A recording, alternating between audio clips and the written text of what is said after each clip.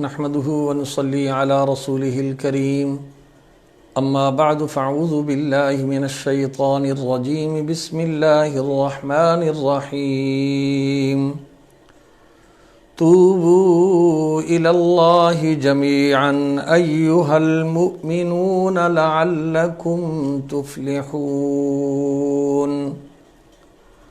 وفي مقام آخر إن تجتنبوا كبائر ما تنهون عنه نكفر عنكم سيئاتكم وندخلكم مدخلا كريما. قال رسول الله صلى الله عليه وسلم التائب من الذنب كمن لا ذنب له. وفي حديث آخر طوبى لمن وجد في صحيفته استغفارا كثيرا. آمنت بالله وصدق الله مولانا العظيم. اتنی غفلت تو نہ کر بازی خدا کے واسطے، فکر کر کچھ تو بھلا روزے جزا کے واسطے. حیف تو سوتا رہے ہر صبح اور وقت ازاں، ماہی سب اٹھیں یاد خدا کے واسطے. معزز خواتین و حضرات، خالق کائنات کا بے حساب شکر ہے جس نے مجھے اور آپ کو امام الانبیاء شافع روز جزا حضرت محمد مصطفیٰ صلی اللہ علیہ وسلم کی امت سے پیدا فرمایا، اور حضور کی اس نسبت کی وجہ سے اللہ نے اس امت پر بے بہا کرم نوازیاں فرمائی ہیں. ان کرم نوازیوں میں سے ایک کرم نوازی آپ ملاحظہ فرمائیں کہ اللہ کریم نے گناہگار کے گناہ کو اور اس کی بدبو سے انسان کو محفوظ رکھا. گناہ کی بھی بدبو ہوتی ہے، جس طرح کے پیشاب پخانے کی بدبو ہوتی ہے اور انسان اس سے نفرت کرتا ہے اور وہاں بیٹھ نہیں سکتا جہاں بدبو آ رہی ہوتی ہے. اسی طرح انسان کے گناہ کی بھی بدبو ہے، لیکن اللہ نے اپنے محبوب کے صدقے میں اس گناہ کی بدبو اور انسان کے درمیان میں ایک پردہ رکھ دیا ہے. وہ گناہ کر رہا ہے لیکن اسے بدبو محسوس نہیں ہو رہی، اور اس کی دلیل نبی کریم صلی اللہ علیہ وسلم کا ارشاد گرامی ہے، جب انسان جھوٹ بولتا ہے تو فرشتہ اس سے 1 میل دور چلا جاتا ہے. کیوں؟ اس لیے کہ فرشتوں کو گناہوں کی بدبو محسوس ہو رہی ہوتی ہے، اور وہ 1 میل دور اس سے چلا جاتا ہے، کیونکہ 1 میل تک اس کے گناہ کی اور اس کے جھوٹ کی بدبو آ رہی ہوتی ہے. تو رب العالمین نے مجھے اور آپ کو یہ کرم نوازی فرمائی کہ اس گناہ کے کرنے کے باوجود گناہوں سے ہم لتھڑے ہوئے ہیں، لیکن ہم اپنی زندگی کو جاری رکھے ہوئے ہیں، کاروبار بھی کر رہے ہیں، معاشرے میں معززین میں ہمارا نام بھی ہے، اور اپنا سارا کچھ کر رہے ہیں، لیکن اللہ نے گناہ کی بدبو سے انسان کو محفوظ رکھا. یہ اللہ کا کرم ہے. اور نبی کریم صلی اللہ علیہ وسلم نے اس گناہ کے بارے میں فرمایا کہ گناہ ایک زہر ہے، ایک گناہ ایک برائی ہے، لیکن اس کا تریاق جو ہے اللہ کریم نے رکھا ہے کہ وہ توبہ کرے، استغفار کرے. اللہ کریم اس زہر جو گناہ کی وجہ سے زہر پیدا ہوئی ہے اس کے لیے اس استغفار کو تریاق بنا دیتا ہے. اور اس لیے جو آیت کریمہ آپ کے سامنے تلاوت کی گئی ہے، رب العالمین نے ارشاد فرمایا توبوا الی اللہ جمیعا. تمام کے تمام لوگوں، خواتین و حضرات، سب کو اللہ مخاطب کر رہا ہے، توبوا الی اللہ جمیعا، سارے کے سارے توبہ کر لو. لعلکم تفلحون، اس توبہ سے کیا ہوگا؟ اللہ تمہیں کامیاب کرے گا، اللہ تمہیں مصائب سے محفوظ رکھے گا. قیامت کی سختی اور موت کی سختی سے اللہ محفوظ رکھے گا، تو رب العالمین کا کتنا کرم ہے کہ حضور کی امت کو بار بار قرآن مجید میں یہ کہا گیا ہے کہ توبہ کرو توبہ کرو۔ اور پھر دوسرے مقام پر اللہ کریم ارشاد فرماتے ہیں، ان تجتنبوا کبائر ما تنہون عنہ، اگر تم بڑے بڑے گناہوں سے جس سے ہم نے آپ کو روکا ہے اس سے اپنے آپ کو محفوظ رکھتے ہو، نکفر عنکم سیئاتکم، ہم تمہارے گناہوں کو نیکیوں کے اندر تبدیل کر دیں گے، ان کو مٹا دیں گے۔ اور دوسرے مقام پہ اللہ کریم نے ارشاد فرمایا الا من تاب وآمن وعمل عملا صالحا فأولئك يبدل الله سيئاتهم حسنات۔ اللہ کریم ارشاد فرماتے ہیں کہ اے انسان تو توبہ کر، اگر تو سچے دل سے توبہ کرے گا، مجھے اپنی ربوبیت کی قسم ہے میں تیرے گناہوں کو نیکیوں میں تبدیل کر دوں گا۔ سبحان اللہ، اللہ کی کرم نوازی یہ دیکھیے کہ بندہ جب اللہ کی بارگاہ سے رابطہ کرتا ہے اور اس کی بارگاہ میں جھکتا ہے تو خالق کائنات کتنی بڑی خوشخبری سنا رہے ہیں کہ میں تمہارے گناہوں کو نیکیوں میں تبدیل کر دوں گا۔ اور پھر رب العالمین نے ارشاد فرما استغفروا ربکم انہ کان غفارا، اے انسان تو اپنے رب سے توبہ کر۔ کس رب سے؟ جس رب کے بارے میں خود خالق کائنات قرآن مجید میں ارشاد فرماتے ہیں، فرمایا یا ایھا الانسان ما غرک بربک الکریم،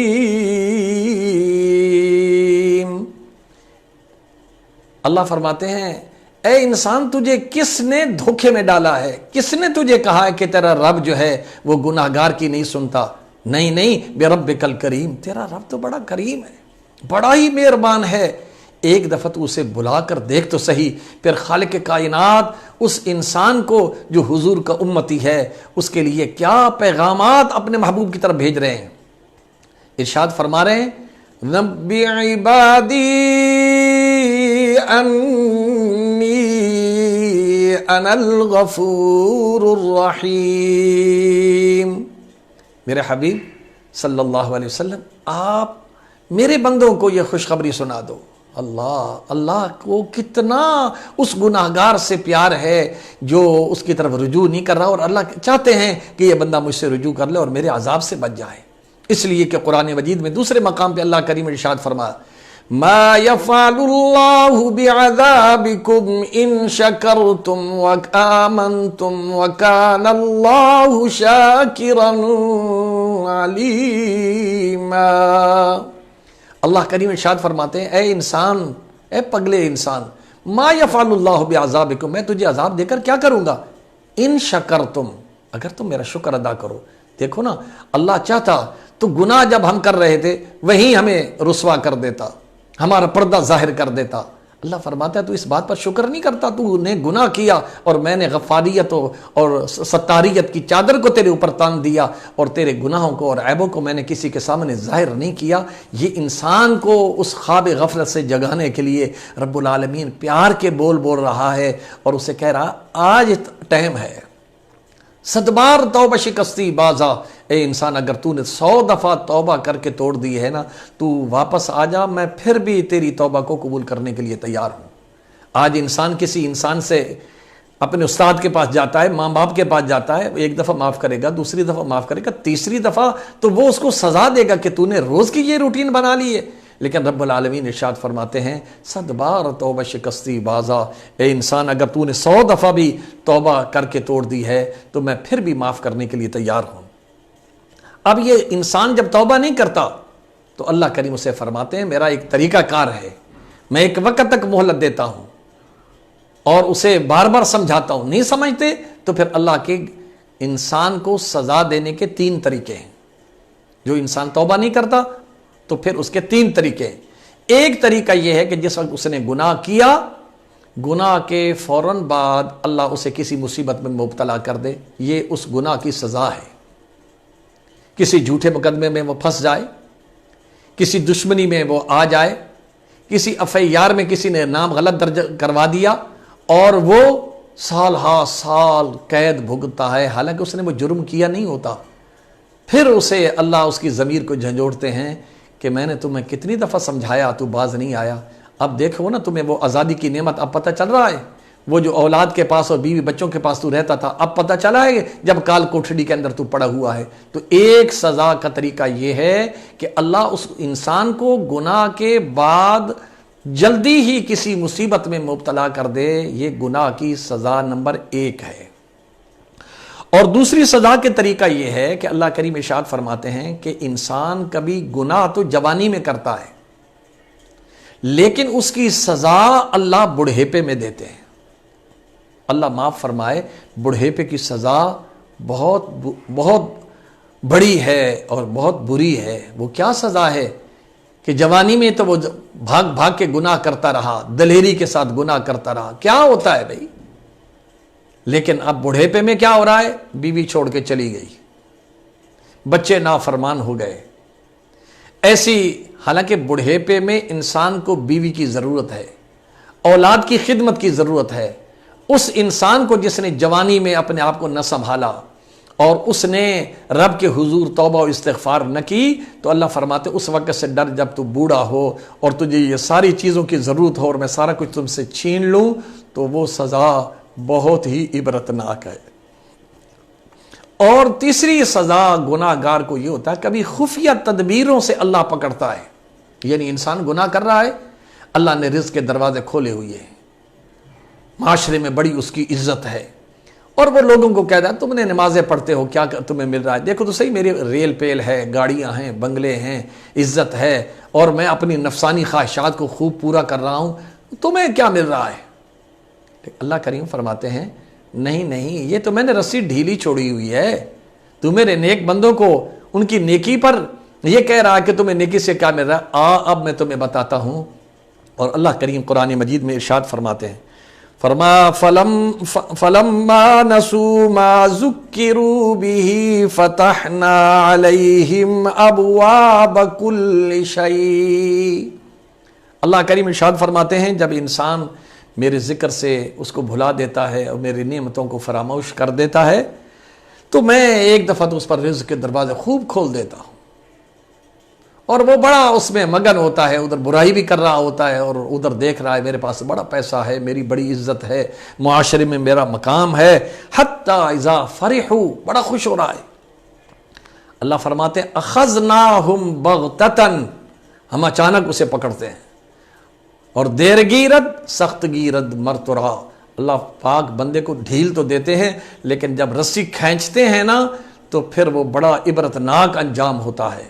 اس لیے رب العالمین انسان کو دعوت فکر دے رہے ہیں کہ توبو الی اللہ توبۃ نصوحا، اے انسان سچی توبہ کر لے، آج بھی میری دروازے پہ آ جا.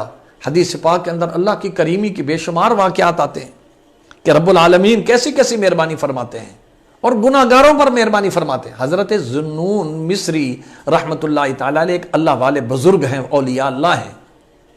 فرماتے ہیں میں ایک دفعہ دریا کے کنارے کھڑا ہوا تھا اور میں نے دیکھا ایک بچھو بڑے تیز تیز رفتار میں آ رہا ہے. میں نے اس کی رفتار کو دیکھا تو میرے وجدان نے یہ کہا یہ کسی ڈیوٹی پہ جا رہا ہے. تو میں اس کے پیچھے نظریں مرکوز کر دی. میں نے دیکھا یہ کیا کروں. اچانک میں نے دیکھا تو وہ اس دریا کے کنارے پر ایک مینڈک آتا ہے اور وہ کنارے کے ساتھ ہی اپنے آپ کو لگا دیتا ہے اور بچھو چھلانگ لگاتا ہے اور اس کے کمر پر سوار ہو جاتا ہے اور وہ چلا جاتا ہے. حضرت ذنون مصری رحمت اللہ تعالی علیہ فرماتے ہیں میں نے یہ منظر دیکھا تو میں نے کہا میرا وجدان ٹھیک ہے، دیکھو نا سواری بھی فوراً آئی اور یہ جانے والا بھی اپنی ڈیوٹی پہ جا رہا ہے. اب دیکھنا یہ جاتا کہاں ہے. فوراً کشتی کرائے پر لی اور ان کے پیچھے پیچھے وہ جا رہے ہیں. جیسے ہی وہ بھی کنارے پر پہنچا، بچھو بھی اور مینڈک بھی، اور حضرت ذنون مصری رحمت اللہ تعالی علیہ بھی پیچھے پیچھے پہنچے. کیا دیکھا کہ وہ مینڈک اترتا ہے، وہ جو بچھو ہے مینڈک سے اترتا ہے اور اتر کر تیز تیز جا رہا ہے. اچانک میری نظر پڑی تو میں نے دیکھا ایک شرابی شخص پڑا ہوا ہے، مست، مکھیاں جو ہیں وہ بھن بھنا رہی ہیں اور وہ پڑا ہوا ہے اور اس کے قریب ایک سانپ بیٹھا ہوا ہے. میں دور کھڑے ہو کے یہ نظارہ دیکھ رہا تھا، اب کیا ہوتا ہے؟ بچھو بھاگتا بھاگتا جاتا ہے اور اس سانپ کو جا کے ڈستا ہے اور سانپ مر جاتا ہے، اور فوراً بچھو واپس آتا ہے دریا کے کنارے پر، اور مینڈک کی وہ سواری جو اللہ نے اس کے لیے بھجوائی تھی وہ انتظار میں کھڑی ہے اور وہ اس پہ چلتا ہے۔ اور پھر حضرت ذوالنون مصری رحمۃ اللہ علیہ فرماتے ہیں میں نے اللہ کو پکارا، یا اللہ یہ کیسی تیری کرم نوازی اور کریمی ہے، کبھی تو نیکوکاروں کو پکڑ لیتا ہے اور کبھی بدکاروں کی بچاؤ کا ایسے اعلیٰ انتظام فرما رہا ہے۔ تو حضرت غیب سے آواز آئی، ذوالنون اگر میں صرف نیکوکاروں کا ہی خیال کرتا اور گناہ گاروں کا خیال نہ کرتا تو ان گناہ گاروں کا میرے سوا کون ہے؟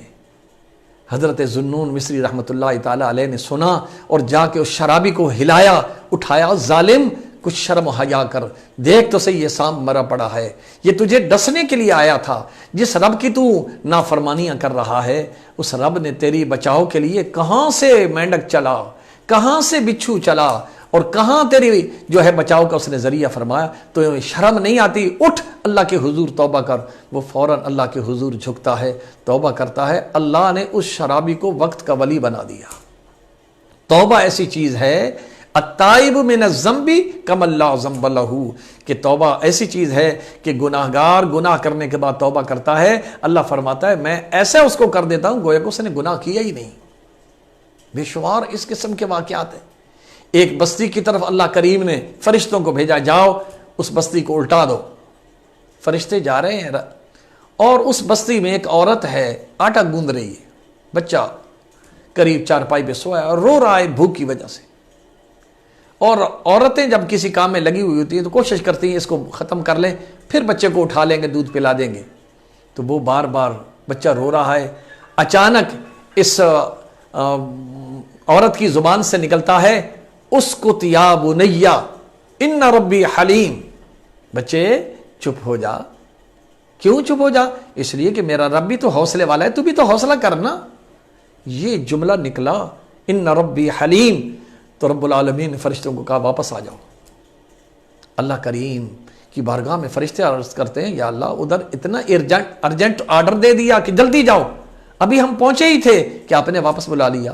فرمایا جس بستی میں ایک عورت بھی مجھے یہ کہہ رہی ہے ان ربی حلیم کہ میرا رب تو بڑا حوصلے والا ہے، تو پھر میرے حوصلے کا تقاضا یہ ہے کہ میں اپنے غضب کو ختم کر دوں اور میں اپنی رحمت کو کے صدقے میں اس بستی والوں کو معاف کر دوں۔ اس لیے حدیث پاک کے اندر آتا ہے کہ اللہ کریم ارشاد فرماتے ہیں میری رحمت میرے غضب پر غالب ہے۔ تو بھائیو دیکھیے جب رب العالمین اتنے مہربان ہیں، اتنے کریم ہیں، تو پھر کیا وجہ ہے کہ آج میں اور آپ اللہ سے دور ہیں۔ اور دیکھو نا اس وقت دنیا پوری کس لپیٹ میں آئی ہوئی ہے۔ لوگوں کا رویہ دیکھ کر حیرانگی ہوتی ہے کہ ہماری قوم بھی موسیٰ علیہ السلام کی قوم کی طرح ضدی معلوم ہوتی ہے۔ لاک ڈاؤن ہوئے، سب کچھ ہوا، بیٹھے ہیں، کوئی تاش کھیل رہا ہے، کوئی ویڈیو چلائے بیٹھا ہے، کوئی کیا کی ہوئی ہے، لیکن رب کی طرف رجوع نہیں ہے۔ لیکن یاد رکھو جب تک اس رب کریم کی طرف رجوع نہیں ہوگا تو ہم موسیٰ علیہ السلام کی اس قوم کی طرح جو وادی تی میں 40 سال چلتے رہے منزل نہ ملی، ہمارا حال بھی یہی ہوگا۔ آؤ اللہ کے حضور جھکیں، انفرادی بھی اور اجتماعی بھی توبہ کریں، اور اللہ کے حضور توبہ کریں گے تو وہ رب العالمین بڑا رحیم ہے، بڑا کریم ہے، اس کی رحمت تو بھاگ کر آئے گی انشاءاللہ العزیز۔ دیکھیں گے کہ چند ہی دنوں کے اندر اللہ کریم پاکستان کو کرونا وائرس سے پاک فرما دے گا، اور وہ جو بے روزگار لوگ ہیں اللہ ان کی دکانوں کے شٹر کھول دے گا اور وہ اس رزق کمائیں گے۔ لیکن یاد رکھیے اس کے لیے شرط یہ ہے اللہ کی طرف رجوع کیا جائے۔ جب اللہ کی طرف رجوع کیا جاتا ہے تو اللہ کریم اس انسان کو 3 انعام عطا فرماتے ہیں، اور وہ 3 انعام رب العالمین نے جو ارشاد فرمائے ان میں سے یہ ہے من لزم الاستغفار جعل اللہ من کل ضیق مخرجا۔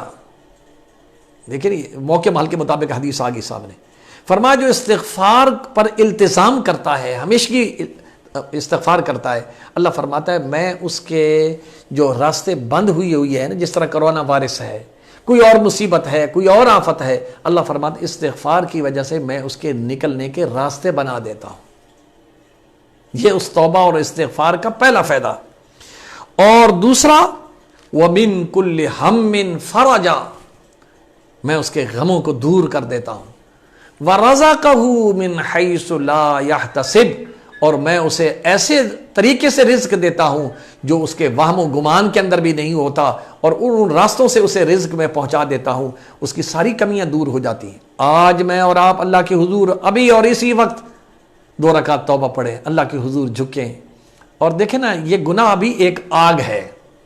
دنیا میں آگ لگتی ہے، بندے بھاگتے ہیں، شور مچاتے ہیں محلے میں، کوئی بالٹی پانی کی بھر کے لا رہا ہے، کوئی ریت اٹھا کے لا رہا ہے، کہیں جناب کوئی فائر بریگیڈ والوں کو فون کر رہا ہے۔ اللہ فرماتا ہے گناہ بھی ایک آگ ہے، اس کے لیے کسی اور کے پاس جانے کی ضرورت نہیں ہے، صرف میرے دروازے پہ آ کے 2 آنسو بہانا ہے، یہ گناہ کی آگ کو میں مٹا دوں گا۔ اگر آج ہم توبہ کریں تو دیکھیے اللہ ہمارے لیے راستے کھول دے گا۔ جو ہمیں ہمارے مہینہ 1.5 مہینہ کاروبار میں کمی رہی ہے، آپ آزما کے دیکھیں۔ اللہ فرماتا وَمَنْ أَصْدَقُ مِنَ اللَّهِ حَدِيثًا، مجھ سے زیادہ سچا کون ہو سکتا ہے؟ اللہ فرماتا ہے کہ جو التزام کے ساتھ استغفار کرتا ہے میں اسے ایسی جگہ سے رزق دیتا ہوں جو اس کے وہم و گمان بھی نہیں ہوتا۔ اللہ مجھے بھی اور آپ کو بھی پہلی فرصت کے اندر اپنے حضور جھک کر توبہ کر کے ندامت کے آنسو بہا کے معافی مانگے، خود بھی اپنے گھر والوں کو بھی، معصوم بچوں کو بھی اٹھاؤ اور ان کو اٹھا کے اللہ کے حضور ان کے معصوم ہاتھ اٹھیں گے، وہ رب کے حضور روئیں گے، مانگیں گے تو کوئی بعید بات نہیں ہے، ہمارا رب بڑا کریم ہے۔ اللہ ہم سب پر اور پوری پاکستانی قوم پر رحم و کرم فرمائے، اور اس کے لیے جو اس وقت ہمارے وزیر اعظم اور ہماری گورنمنٹ اور ہماری ایجنسیاں اور پولیس، فوج، رینجر جو ساری کے ساری عوام کی خدمت کے لیے لگی ہوئی ہے، اللہ سب کی خدمات کو بھی قبول فرمائے اور ہم سب کو حکومت سمیت اور تمام لوگوں سمیت اپنی بارگاہ میں سچی توبہ کرنے کی توفیق نصیب فرمائے۔ وآخر دعوانا ان الحمد للہ رب العالمین۔